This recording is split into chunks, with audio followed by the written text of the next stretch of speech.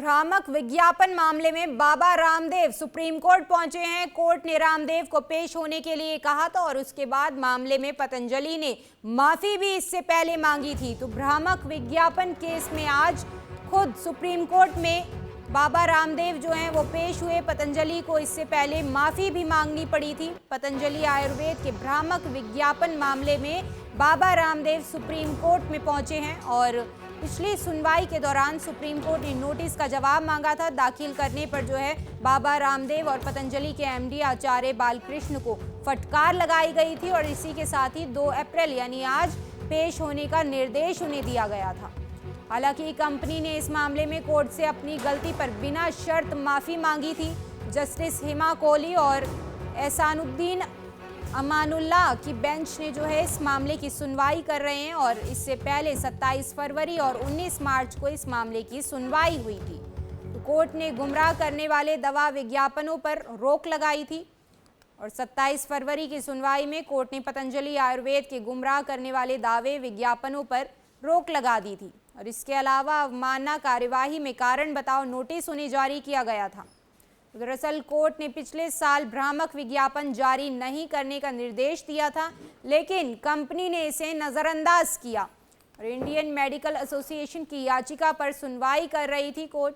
Supreme court Indian medical association यानी कि IMA की ओर से 17 अगस्त 2022 को एक याचिका दायर की गई थी जिस पर कोर्ट सुनवाई कर रही थी और इसमें कहा गया कि पतंजलि ने कोविड वैक्सीनेशन और एलोपैथी के खिलाफ नेगेटिव प्रचार किया, वहीं खुद की आयुर्वेदिक दवाओं से कुछ बीमारियों के इलाज का झूठा दावा किया।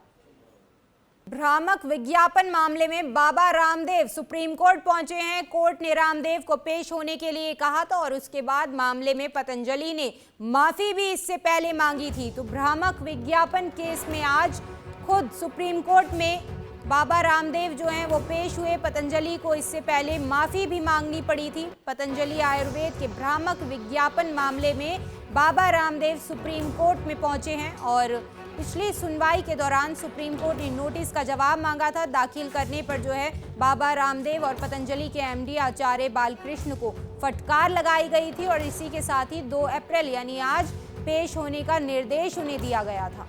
हालांकि कंपनी ने इस मामले में कोर्ट से अपनी गलती पर बिना शर्त माफी मांगी थी।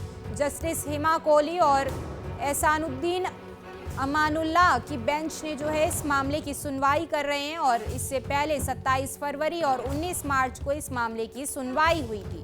तो कोर्ट ने गुमराह करने वाले दवा विज्ञापनों पर रोक लगाई थी और 27 फरवरी की सुनवाई में कोर्ट ने पतंजलि आयुर्वेद के गुमराह करने वाले दावे विज्ञापनों पर रोक लगा दी थी और इसके अलावा अवमानना कार्यवाही में कारण बताओ नोटिस उन्हें जारी किया गया था। दरअसल कोर्ट ने पिछले साल भ्रामक विज्ञापन जारी नहीं करने का निर्देश दिया था, लेकिन कंपनी ने इसे नज़रअंदाज किया और इंडियन मेडिकल एसोसिएशन की याचिका पर सुनवाई कर रही थी court. Supreme court Indian medical association यानी कि IMA की ओर से 17 अगस्त 2022 को एक याचिका दायर की गई थी जिस पर कोर्ट सुनवाई कर रही थी और इसमें कहा गया कि पतंजलि ने कोविड वैक्सीनेशन और एलोपैथी के खिलाफ नेगेटिव प्रचार किया, वहीं खुद की आयुर्वेदिक दवाओं से कुछ बीमारियों के इलाज का झूठा दावा किया।